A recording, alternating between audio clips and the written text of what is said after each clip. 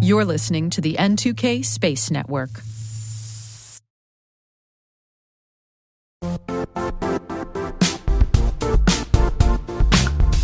And now, a word from our sponsor, Zscaler, the leader in cloud security. Cyber attackers are using AI in creative ways to compromise users and breach organizations. In a security landscape where you must fight AI with AI, the best AI protection comes from having the best data. Zscaler has extended its zero-trust architecture with powerful AI engines that are trained and tuned by 500 trillion daily signals. Learn more about Zscaler Zero Trust Plus AI to prevent ransomware and AI attacks. Experience your world secured. Visit zscaler.com/zerotrustai.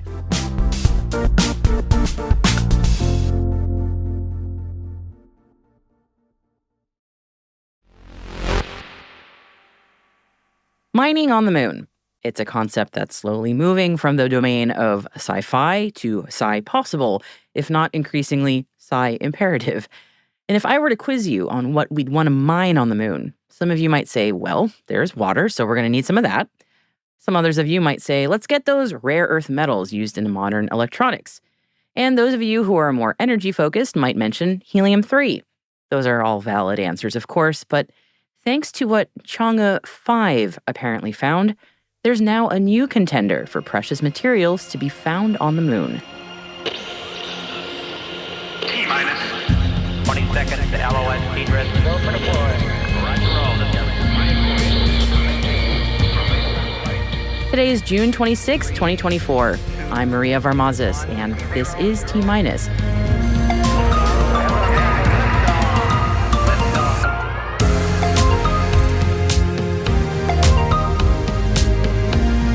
China finds few-layer graphene in moon samples. Blue Origin and ULA raise concerns over SpaceX operations. Collins reportedly backs out of its spacesuit contract. And our guest today is John Galloway, aka DAS, who is the Director of Operations at NASA Spaceflight.com, with a chat recorded at last week's Spaceport America Cup. Don't miss it in the second half of the show.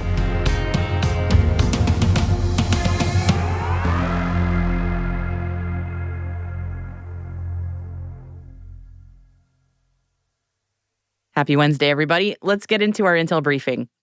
And while China's Chang'e 6 lunar mission just made it back to Earth yesterday, and the samples have been handed over to researchers, our top story today is something actually from its predecessor, Chang'e 5. A story published yesterday by CGTN is sure to pique the interest of our materials scientists out there. A joint research group across several academic and scientific institutions in China studying the Chang'e 5 lunar samples say that in one of the samples, they've found flakes of naturally occurring few-layer graphene. Now, don't confuse this with naturally occurring graphite. Here on Earth, anyway, graphene is something we have to make. And few-layer graphene is an especially fragile nanomaterial, highly sought after for use in specialized applications, including sensors, supercapacitors, and batteries. And right now, making graphene in any form is a resource-intensive, expensive process. The discovery of this material naturally occurring on the moon, likely formed from a mix of volcanic activity, solar winds, and meteoric impacts, means scientists can try to take cues from the natural phenomenon that made it to manufacture graphene more easily and inexpensively here on Earth. And very likely, this discovery will spur future moon explorations to find out more about how this graphene formed. And from that story on the moon, now on getting there. You might recall that the Federal Aviation Administration opened the floodgates recently asking for public input on the environmental impact statement on the proposed federal actions to issue a vehicle operator license to SpaceX for Starship to launch out of the Cape. In news that made all the SpaceX fanboys big mad on the internet yesterday, public comments of concern to the FAA were made by both Blue Origin and ULA. Blue Origin says that the Starship and SpaceX's Super Heavy are expected to have a greater environmental impact than any other launch system currently operating at Kennedy Space Center, and calls for the FAA to cap the rate of launches to limit that impact. Blue also wants the government to invest in more infrastructure at the launch facility to allow for other operators to avoid the impact of the increase in launch cadence. Elon Musk, for his part, his response to the calls, well, he took to his social media site X to slam the concerns, saying that it's, quote, not cool of them to try and impede SpaceX progress, and posted 2 other words, sue Origin. I'm sure this is not the last we're going to hear of this tit for tat. And it doesn't look like the spacesuit saga on the ISS is going to be rectified anytime soon. NASA had selected Collins Aerospace to develop the next generation spacesuits for spacewalks, but reports are suggesting that the company is backing out of the contract. Collins and Axiom were both selected by the U.S. Space Agency in 2022 for the new suit contract, which was worth up to $3.5 billion. NASA designated Axiom to work primarily on a suit for the moon and the Artemis program, with Collins developing a suit for operations in orbit, such as space station servicing. Collins got an initial $97 million under the program for ISS suit development. The current spacesuits used on the ISS were developed by Collins over 4 decades ago and have, as you might remember, recently become problematic, causing a series of delays to scheduled spacewalks. Neither NASA nor Collins have confirmed the rumors of the contract termination. The weather held off yesterday to allow the launch of the 4th and final satellite in a series of advanced weather satellites for the National Oceanic and Atmospheric Administration, or NOAA. The Geostationary Operational Environmental Satellite known as GOES-U lifted off on a SpaceX Falcon Heavy rocket from Launch Complex 39A at NASA's Kennedy Space Center in Florida. Mission managers confirmed at 10:18 p.m. that the spacecraft's solar arrays successfully deployed, and the spacecraft was operating on its own power. The satellite will benefit the United States by providing continuous coverage of weather and hazardous environmental conditions across much of the Western Hemisphere. And hot on the heels of yesterday's story of NASA being sued by a family in Florida after space debris fell through their home from the ISS, it's been confirmed by the U.S. Space Agency that the debris found on a trail in North Carolina is part of a SpaceX Crew Dragon capsule. Parts of the capsule were found throughout the mountains of North Carolina and in residence yards in the region. The largest was around the size of a car hood. The debris is from SpaceX Crew Dragon's hardware that re-entered the atmosphere in May 2024. Over to India now, and Pixel has signed the landmark 350th IDEX contract with the Ministry of Defense at a ceremony in New Delhi. Awarded as the first ever IDEX Prime space satellite grant under the Mission of Defense Space Challenge, this contract empowers Pixel to develop miniaturized multi-payload satellites for the Indian Air Force. Received as part of the Spark grants by IDEX, this contract will initiate Pixel's efforts to develop small satellites of up to 150 kilograms for electro-optical, infrared, synthetic aperture radar, and hyperspectral purposes. Pixel says the contract will enable innovation in space electronics, allowing for faster and more economical deployment, ease of manufacturing, scalability, adaptability, and less environmental impact.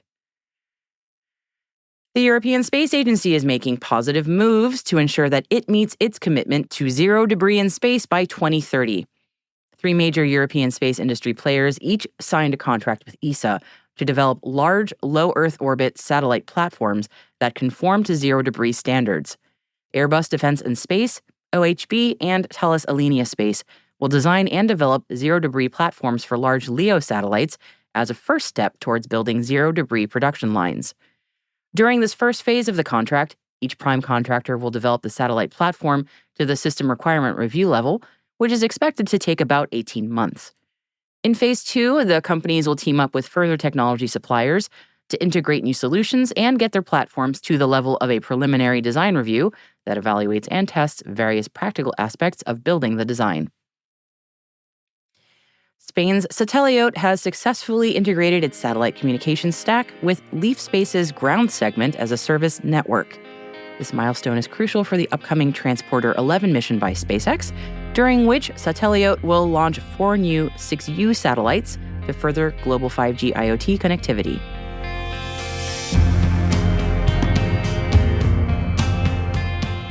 And that concludes our roundup of today's intelligence briefing.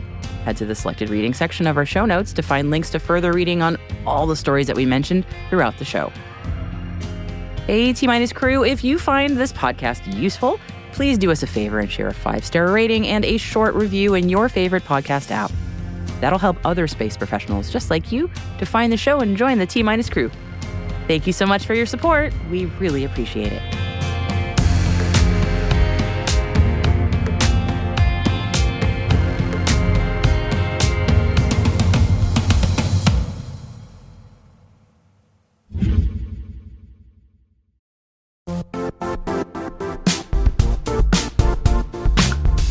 The IT world used to be simpler.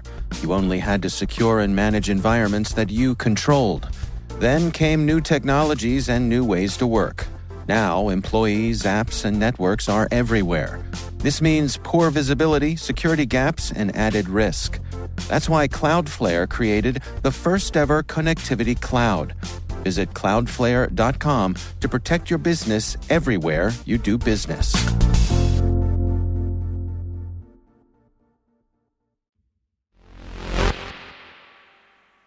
Our guest today is John Galloway, better known as Daz, Director of Operations at NASASpaceflight.com.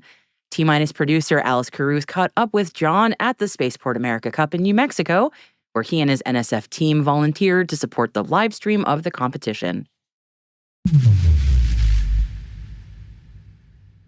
My name's John Galloway. That part's easy. A lot of people call me DOS as my online name back from the time when you don't tell people your real name online for safety's sake, right? I have been doing a lot of different things over the course of my life, but most recently, I've really been into the live video and STEM outreach, and that's where I think I want to stick. So professionally, I used to be a computer programmer. I was a solutions architect for a consulting company, and I made ERP CRM systems for people, which is not very exciting as I try to make it sound. But I went from that to doing STEM outreach on Twitch as a sort of fun thing, and that turned into an actual career that I could pay the bills with. And I went from doing STEM outreach on Twitch to running video for NASA Spaceflight, and now I am one of the owners of NASA Spaceflight. So for people that have lived under a stone for quite some time and haven't heard of NASA Spaceflight, which are very few in the space industry, tell us, what does NASA Spaceflight do? So NSF is an independent media organization, been around for 17, 18 years, and it started reporting on shuttle. So Chris Bergen was the founder, and he sort of on a joke or on a whim made a website, a forum, where people could come and talk about Space Shuttle. And that grew into writing official articles about Space Shuttle, then writing articles about NASA. And then when the shuttle program got shut down, started covering everything else. And so now NSF covers all of spaceflight, like everything that happens in spaceflight. We've got teams all over the United States. We do international coverage as well. If it happens and it's related to space, we are usually there to share it with people. Excellent. Now, funding for NASA Spaceflight is definitely interesting. If anyone's ever watched the live feed, they've probably seen that you guys make call-outs to people to support you. Yep. How do you get your funding? So it's all organically self-funded. We're not owned by another big media organization that's writing the checks or anything like that. We make our own money from YouTube advertisements and merchandise sales. That's amazing. Yep. So you must have quite a big network now of support, because I know you're now working quite closely with Rocket Labs. Could you tell us a little bit about that contract that you're working on? So Rocket Lab actually stole 2 of our photographers. Oh, really? Not stole, temporarily borrowed is the right way to say it. Jack Byers, always out here at Spaceport doing some of the rocket tracks for the student rocket launch. But this year he got a better offer from Rocket Lab, who sent him out to New Zealand as one of the photographers for their 50th flight. And Max Evans is out there as well. So we are down 2 of our normal rocket trackers because they went out to watch that 50th flight of Rocket Lab. So you mentioned Spaceport America, which is where we're at this week. You're here to support the live stream of the Spaceport America Cup. Could you tell us how you got involved in that? Randomly sent an email a long time ago. So when we were doing STEM outreach, we did a lot of outreach with the United Launch Alliance, ULA, right? And so in 2016, we had actually taken some old school stream equipment up to Colorado Springs to help them stream their intern rocket launch. Well, the next year in 2017 was the inaugural year for Spaceport America Cup, and ULA had come down, I believe, to support that and introduced us to the media team down here at Spaceport. And so we said, hey, you're doing this awesome student rocket launch competition. Can we come live stream it? Spaceport said, what? Why? Why do you want to do that? Well, we want to share this with people. There's so much work that the teams do. They do so many cool engineering challenges, and we want to come share it with people. Well, how much does it cost? What? No, we're not going to charge you for it. We just want to come and do it. So it was just one little camera backpack. Me and my friend Art, who's here helping as well, came out, and we would go and watch the rockets launch. Then we would go and walk around and talk to the students, and we'd go and watch the rocket launch again. But we literally just sent an email saying, hey, can we come share this with people? Just give us access, and we can show people all the cool things you're doing. That's amazing, because obviously you've made a career out of live streaming rocket launches, and now you're volunteering and giving back to the community. I do have to ask, though, what's your favourite that you've been part of so far? Favorite event? Yeah, rocket launch. Oh, geez. I don't have any specifically favorite rocket launch. We were there for the first Falcon Heavy, and it was very high energy because it was a group of 8 of us, and we had all the live stream gear. We were there on the side of the causeway doing it, but it was sort of not official. We called it rogue launch coverage. And we had a ton of fun with it. We were yelling at the rocket, go baby, go. And everybody must have been looking at us like, what's going on? But the feedback, that video is still on YouTube. And the feedback we got from that video was so refreshing. It was, wow, we love to see people so excited about this. This is crazy. These guys are nerds, but they're my type of nerds. Like, it was almost like a sea change. It wasn't bad to be a nerd, really excited about a rocket launch. It was awesome to be a nerd. And so getting that sort of feedback from that's probably the first big launch we live streamed. That was really an impetus that kept us going and kept us sort of staying who we are and sharing the launch experience the way we do. Because we don't script out things. We're not like, now we'll read from slide 3 and tell you, we are very much rocket enthusiasts. That's where we all came from. And we love to share that excitement and energy with people. So most recently, I watched you at the Starship launch that happened down at Boca Chica, and you guys have got quite a following when it comes to down there. Quite a bit. Yeah, and I believe you guys were also involved when there was concrete that was flying off around. Yes. Can you tell us a little bit about the experience of being able to now live stream from Boca Chica and cover that? Well, that was a big thing. When we first saw SpaceX investing in that area, we said, you know something? They're probably not just going to give up on this. They're probably going to make something out of Starbase. So we invested in Starbase as well. And we actually purchased properties all around Starbase and set up camera sites so that when there's a launch or a big high-profile test, we have fixed camera sites that we can use to share that on the live streams, right? And so every time they have not even just the launches, but they'll do a static fire, they'll do a wet dress rehearsal, we'll cover it, we'll tell people what's going on. We have live feeds from all different angles, and it's really just a great way to keep the community involved and informed what's going on out at Starbase. As for the big launches, we sort of go all hands on deck when there's a Starship launch. There's a ton of interest for it. Everybody wants to see what's going on. So we'll do a marathon stream. We called it a Starship stakeout at first, where is it going to launch or not? We don't know, but we're going live 10 hours before launch, and we just hang out. We talk to people. We answer questions from chat. We show them the history of the site and all that different stuff. But it's almost like a festival every time they're going to launch one of those things, and we're there covering it live. I love that. And I love the fact that you guys, like you say, are just a load of, and I mean this in the nicest possible way, a load of nerds that just love to watch rocket launches, and you've made a whole thing out of it. What launch are you looking forward to most this year? Because there's a lot coming up, really. I look forward to every single launch that happens. I know that's a cop-out answer, right? Really, geez. But every time there's a launch, even if it's a Starlink, 10-3 or whatever, and people show up and they ask questions and they're engaged and they're learning about what's happening, every single launch has the opportunity to reach more people so that they become excited and engaged, right?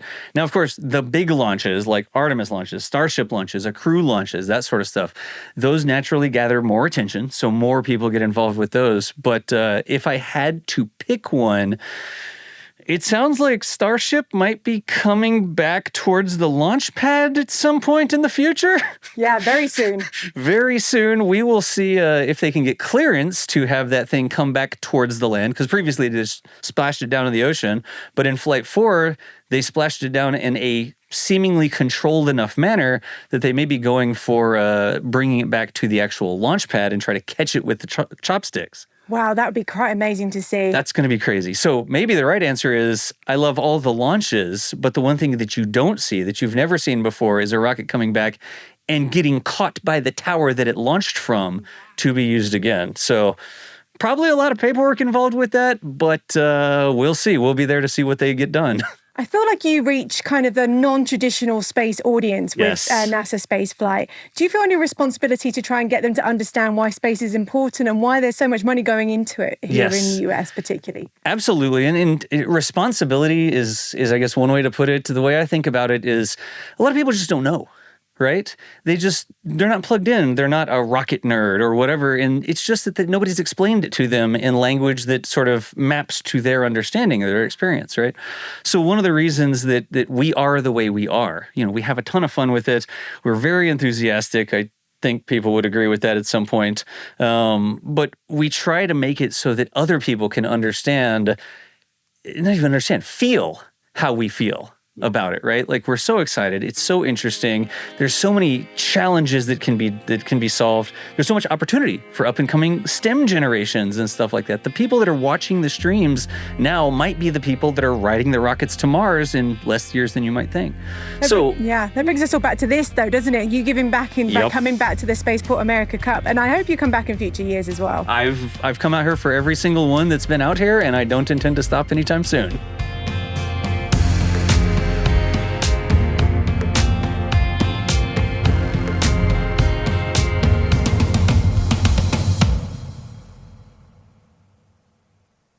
We'll be right back.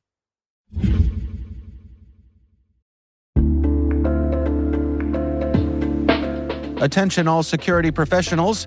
Want real-time IP intelligence at your fingertips? Sign up for Scout Insight's free trial today.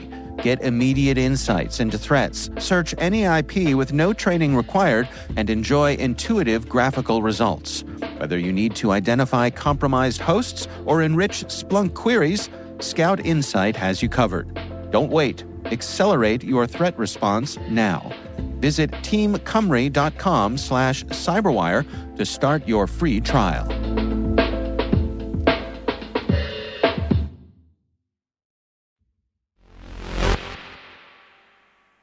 Welcome back. And for our final story today, the GOES-U, NOAA's final GOES-R satellite, headed up to orbit yesterday, marking nearly 50 years of the Geostationary Operational Environmental Satellite, or GOES series, keeping a close eye on Earth's weather from geostationary orbit. The GOES-R series is expected to be in service through the 2030s, after which the next generation of NOAA satellites, the GeoXO, will start to phase in. But enough about the future for a sec. We're talking about one of the OGs of EO here. GOES started getting fantastic Earth observations in 1975, with the very first picture of North and South America from a GOES satellite in brilliant black and white, beaming back to Earth from GOES-1 on October 25th, 1975. In the intervening decades, the GOES series has had its eye on everything from storms and hurricanes to wildfires, solar flares, lightning flashes, atmospheric rivers, runaway icebergs, volcanic eruptions, and even the launches of other satellites.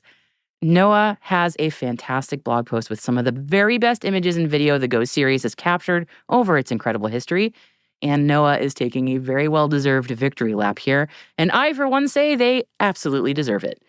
We've got a link in the show notes for you for the blog post of NOAA's cool Earth imagery. Go on over and enjoy.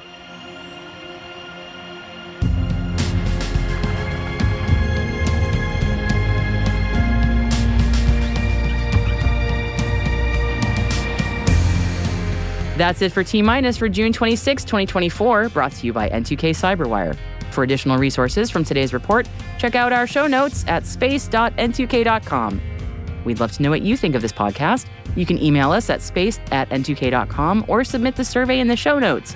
Your feedback ensures we deliver the information that keeps you a step ahead in the rapidly changing space industry. N2K Strategic Workforce Intelligence optimizes the value of your biggest investment, your people. We make you smarter about your team while making your team smarter. This episode was produced by Alice Carruth. Our associate producer is Liz Stokes. We are mixed by Elliot Peltzman and Trey Hester, with original music by Elliot Peltzman. Our executive producer is Jennifer Iben. Our executive editor is Brandon Karpf. Simone Petrella is our president. Peter Kilpie is our publisher. And I'm your host, Maria Varmazis. Thanks for listening. See you tomorrow.